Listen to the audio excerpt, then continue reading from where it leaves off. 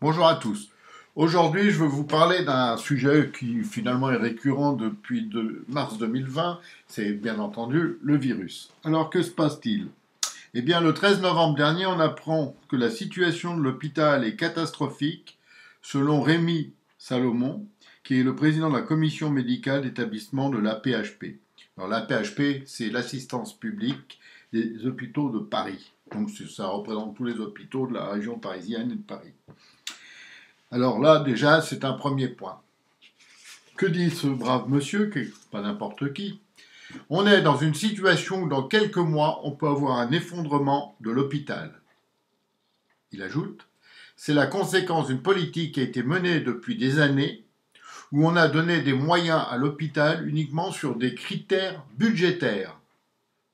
On fixe le budget de l'hôpital a priori sans tenir compte des vrais besoins. C'est grave. Mais ce n'est pas fini. Qu'est-ce qu'il nous dit encore? Un gamin qui a une fracture qu'on doit opérer en urgence peut attendre 2 à 3 jours. 2 à 3 jours. On est obligé de refuser une greffe du foie récemment pour un enfant. C'est dramatique. Rappelez-vous que j'avais publié dès janvier 2020 sur mon site le professeur Agnès Hartmann qui démissionnait de son poste de chef de service de diabétologie à l'hôpital La Pitié-Salpêtrière. Je remettrai la vidéo à l'occasion. Parce que justement, on prenait l'hôpital pour un hôtel et qu'il fallait gérer les hôpitaux comme des hôtels. Et elle avait dit ça, c'est pas possible. C'était au détriment de la santé. Nous étions juste avant mars 2020 et la fameuse allocution d'un président de la République incompétent qui nous disait nous sommes en guerre. En guerre contre qui, contre quoi et avec quoi, on l'a jamais su, on ne le saura jamais. En attendant ce gouvernement qui se fout de nous depuis qu'il est là, c'est contredit en permanence, que ce soit pour le masque, que ce soit pour le vaccin, que ce soit pour tout. On n'a pas vu d'ailleurs que la politique de santé actuelle soit bonne, puisqu'après 3 confinements, plusieurs couvre-feux, le port du masque, le fameux pass sanitaire qui est complètement ridicule. Il est ridicule. Je vous dis pourquoi en 2 mots. Vous allez aller sur une terrasse, on vous demande le pass sanitaire, vous êtes tout seul au milieu de la nature, et vous allez pouvoir faire vos courses en supermarché ou dans les grandes surfaces, vous allez pouvoir prendre le métro, vous allez pouvoir aller dans des endroits très confinés comme les salles d'attente médicales, vous allez aller dans les lieux religieux où là les gens sont les uns sur les autres, et pour les réunions politiques, il n'y a pas de passe non plus, où là encore on est assez confiné. Bon, par contre, attention, on a l'impression claire et nette que Macron et sa clique ont une dent contre tout ce qui fait le loisir en France, c'est-à-dire les restaurants, les bars, les cinémas, les théâtres, tout. Voilà. Donc ça, c'est quand même assez grave. Alors j'ai autre chose à vous dire pendant qu'on y est, puisque qu'est-ce qu'on voit? L'adresse. Alors vous ne savez pas ce que c'est que l'adresse, je vais vous le dire, c'est compliqué. C'est la direction de la recherche, des études, de l'évaluation et des statistiques. Que dit l'adresse? Alors, qu'il y a aujourd'hui, c'est un bilan à peu près au 31 octobre, qu'il y a aujourd'hui qu'il y a 26 personnes vaccinées contre 23 non vaccinées dans les soins critiques à l'hôpital. Et ça, c'est écrit dans le Figaro par Madame Cécile Thibert. Donc vous voyez, on est dans un système où on vous ment tout le temps, on s'en fout, et ça continue. Et ça, c'est quelque chose d'incroyable. Alors, posons-nous cette question inouïe. Il y a de plus en plus, paraît-il, de cas. C'est ce qu'on vous dit tous les jours. On vous donne à nouveau que les chiffres des cas, là. Vous savez, les fameux cas positifs, là, je ne sais pas comment ils appellent ça, enfin, peu importe. Eh bien, posons-nous la question claire et nette sur ce point. Que se passe-t-il dans un pays où, soi-disant, il fallait être vacciné pour être tranquille? C'est le leitmotiv de Macron depuis presque un an. Vaccin, vaccin, vaccin, vaccin. Et là, d'un coup, paf, tout s'écroule. Parce que si on a la 5e vague, bientôt la 6e, je ne vous parle même pas de la 7e ou de la 8e, et ben c'est qu'il y a un problème grave. C'est que le vaccin peut-être a foiré, je ne sais pas. Alors pourquoi, et c'est le thème de cette vidéo que je vous fais aujourd'hui, pourquoi ne pas essayer de soigner de faire de la médecine, hein, plutôt que d'imposer.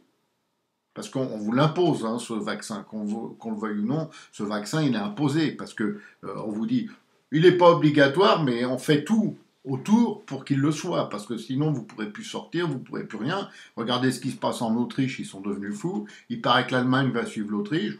Bon, si l'Allemagne suit l'Autriche, je vous garantis que la France suivra l'Allemagne. Hein. Alors là, on est sûr de ça, il y aura toute l'Europe, là, qui seront comme des abrutis, parce qu'on est des abrutis dans cette histoire. Et voilà. Notez au passage, pour tous, hein, ça je m'adresse à tous les hommes politiques de la Terre, de France, que bizarrement, à part un qui représente malheureusement pas beaucoup de pourcentage de voix, hein, à part donc un homme politique, tous les autres ne parlent jamais de ce problème de santé et surtout laissent dire et faire ce gouvernement. Et ça devient impossible. C'est pas... Ils n'ont pas les résultats. Ils ne les ont pas, les résultats. Alors, si en avril, vous revotez pour ces gens-là, eh ben, vous aurez ce que vous méritez. Hein. Je suis désolé de le dire ici, ça sera une catastrophe. Déjà, c'est une catastrophe, hein, je peux vous le dire. Le nombre de commerçants fermés, l'insécurité qui est partout, partout. Là, je viens encore de voir un truc là sur Lyon, incroyable, où les gens, ils ferment les magasins à 17h30. 17h30, parce que la peur règne dans la rue, à Lyon, hein, c'est pas, je sais pas où, c'est à Lyon, là, Lyon. L'autre fois, c'était dans une toute petite ville de Normandie, où les gens, ils ont été obligés de se murer chez eux, parce que comment dire, les amis, la religion d'amour et tout ça, balançaient des trucs, hein, comme des bombinettes. C'est pas possible, je veux dire, c'est pas possible. Parce qu'il y a une chose qu'il faut dire, osons le dire. Hein, et si on me traite de raciste, bah tant pis, j'y peux rien, mais pour moi, ce n'est pas du racisme. Le vrai problème de tous ces migrants, il est simple, il est clair, ils ne veulent pas s'intégrer. Et tout le reste, c'est du vent.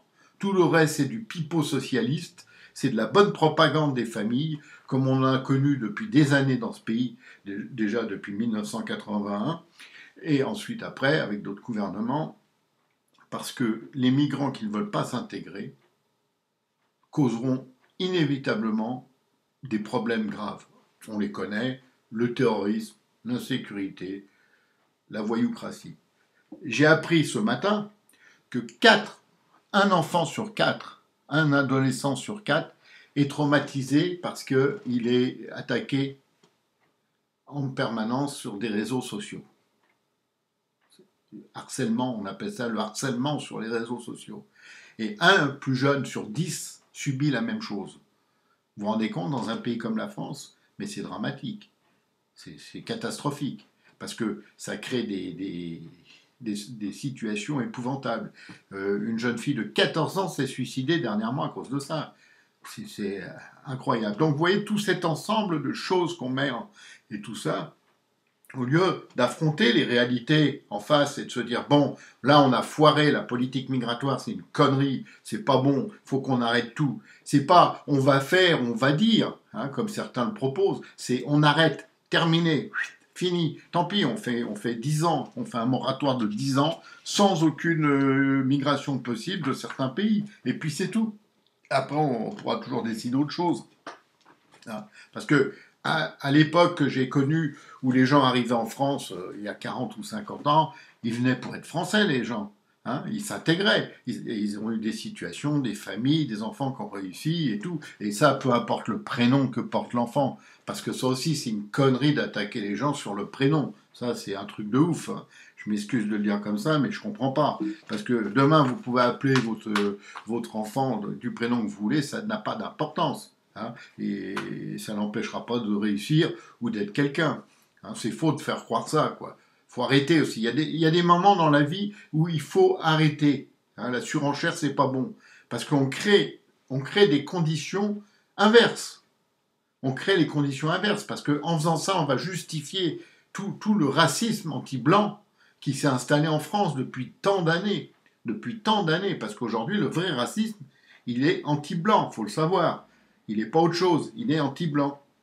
Hein, et puis on est dans un système extraordinaire où on laisse crever nos vieux dans la rue, Hein, et ils vont chercher, ramasser des miettes dans les marchés, certains pour manger. On nous annonce qu'il y aurait entre 5 et 7 millions. Notez bien, 5 et 7 millions, alors que d'habitude, on peut vous donner des chiffres à un près. Là, c'est 5 ou 7 millions de gens qui n'ont pas de quoi manger. Et ça se passe en France. Hein. Et ces gens-là, ce sont des Français, souvent. Ce ne sont pas des migrants. Parce que les migrants, ils ont de l'aide. Hein. Et puis nous, les Français, on se tartine ce que je pense avec. Voilà, donc, soit on se met d'équerre, on revient à la normale, peu importe le prochain président, mais si on n'a pas un président qui veut faire ça, ou une présidente d'ailleurs, parce qu'une femme aura peut-être plus de courage qu'un homme pour cela, on n'a aucune chance de s'en sortir. Je vous le dis, hein, c'est une sorte de vidéo testament là, que je suis en train de vous faire. On n'a aucune chance. Parce que là, ça devient impossible. J'ai des témoignages de partout, mais de partout, qui me disent des choses incroyables. Hein. Et rappelez-vous, je le redis encore, je crois que je l'ai dit dans une autre vidéo, les chevaux là, qui ont été égorgés pendant des mois et des mois, on n'en parle plus, mais ça continue, il faut le savoir. Et d'où ça vient? Hein, je vous laisse chercher ça un peu là. Vous allez voir que vous allez trouver parce que ça vient franchement toujours du même endroit. C'est de l'entraînement, paraît-il, d'après les sources.